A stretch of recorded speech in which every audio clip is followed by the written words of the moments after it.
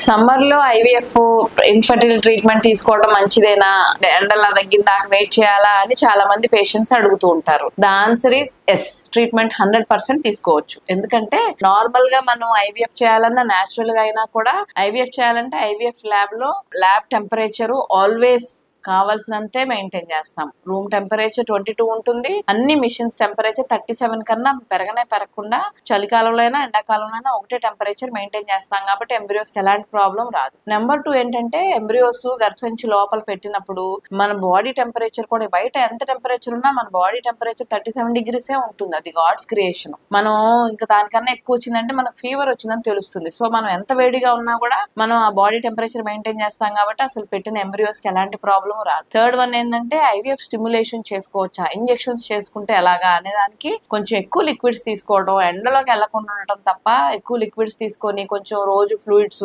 ఒక రోజు 3-4 litres of fluids తీసుకొని వెల్ హైడ్రేటెడ్ గా ఉండటం వల్ల దాని వల్ల కూడా ఏం ప్రాబ్లం రాదు. ఓన్లీ థింగ్ ఏంటంటే అవాయిడ్ కొంచెం ప్రాసెస్డ్ ఫుడ్స్, సోడాలు, అలాంటివన్నీ అవాయిడ్ చేసేసుకుంటే స్టిమ్యులేషన్ అప్పుడు కూడా ఎలాంటి ఇబ్బంది లేకుండా సమ్మర్ లో కూడా నార్మల్ వెదర్ లాగే చక్కగా ఐవీఎఫ్ సక్సెస్ తెచ్చుకోవచ్చు.